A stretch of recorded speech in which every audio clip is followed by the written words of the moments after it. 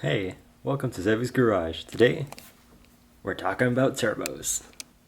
When it comes to talking about turbos, there's always tons of different factors. There's size, there's price, there's material and quality.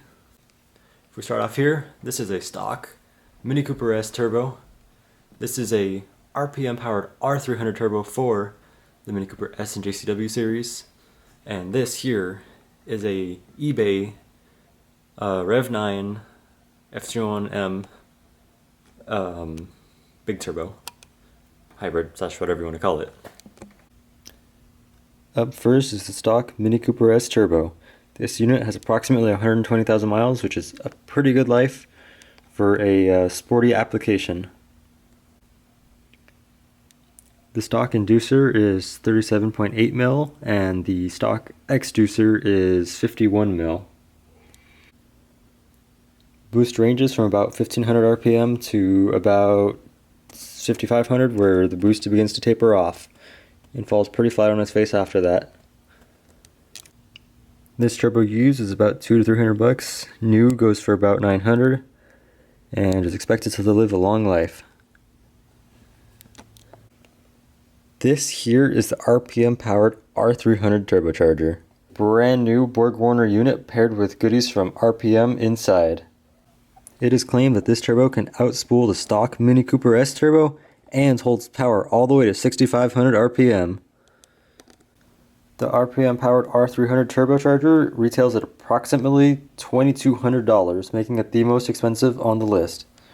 Being that this turbo is made from a brand new Borg-Warner unit, it is expected to have a very long life expectancy while packing a lot of punch. A lot of that life expectancy comes from using a OEM hot side housing as part of being a brand new Borg-Warner unit. One feature this turbo has that the others do not have is anti-surge, which is built here into the housing. This is the Rev9 KO3 turbocharger upgrade. This comes with their 6+6 impeller, which includes a 62mm compressor wheel and a 46.5mm inducer. This is both the biggest and the cheapest turbo in this comparison. This turbo retails at approximately $490.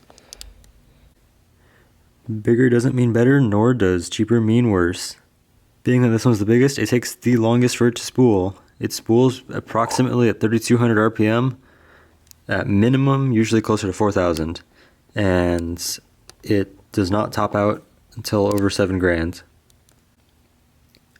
I did have minor tapering issues with this turbo, but it was very, very minor, and I mainly blame my fuel system for not being able to keep up with this. And that is one of the slight cons about this turbo, not being the turbo's fault, but being the car's. While a big turbo may be fun, due to fueling limits and efficiency, something like a smaller turbo may be better. If you look here at this healthy wastegate on the R300, this turbo having less than 800 miles on it. Minimal play, which is normal. Minimal like this, it's like almost unnoticeable.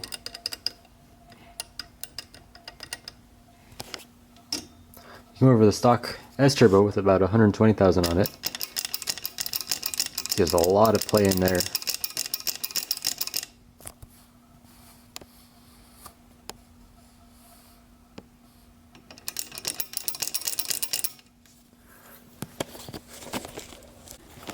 What all that play means is that the wastegate cannot seal properly.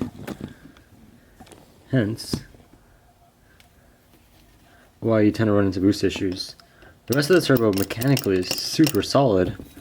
The impeller spins very, very well, but the wastegate is what the death of this turbo was. Fortunately, you can get a rebuild kit for approximately $50, we'll say. But a lot of people aren't bothered to deal with that. For the gaskets, I always recommend the kind that have this recessed groove here. These usually will last the longest from my personal experience, and they just work better. Same thing on the R300. Even this good old eBay turbo has it. Some name brand manufacturers for we'll say for a popular turbo, they tend to not have this, and they just use like a thin sheet as the gasket, which to me is a no-no. If you look at the hot side of the stock turbo, you see the cast marks. On the R300, you also see the cast marks. But you can see there's a color difference. That's because the R300 I have has a ceramic coating on the exhaust side, and then you can see that the eBay turbo does not have the same kind of cast mark, and it looks different.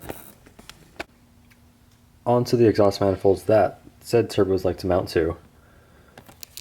This is my exhaust manifold I'll be running with the R300. You can tell it's a different color. Once again, it is ceramic coated, just like the turbo. One thing to look out for with the exhaust manifolds, you can see this one's good condition. Although it's dirty, there's no real concern, there's no cracks or anything. A lot of the manifolds are going to end up with cracks. You can see right there. And there's a small one right there. If you're not careful, these cracks can translate onto the turbo. Fortunately, these cracks didn't transfer onto this turbo, because this is my exhaust manifold that came off my car, that actually came with the stock turbo, from my understanding, from what I remember. Look at this manifold here. Very rare that they don't end up with cracks. And this one here does not have cracks. With all that being said, I'll be going with the R300 Turbo on my Countryman. On a hardtop, I might go for the bigger one, but for a stock feeling, I think the R300 should be perfect. With all that being said, which poison are you going to pick? Are you going to pick the stock Cooper S Turbo for longevity and reliability and a lot of torque? The R300 for torque everywhere, throughout the whole power range, and have longevity? Or you're going to go with good old sweet and simple, cheap, all the power, but not all the time. Not knocking any of these are all great turbos. So pick your fate. Thank you all for watching. Please like, subscribe, and comment, and have a good day.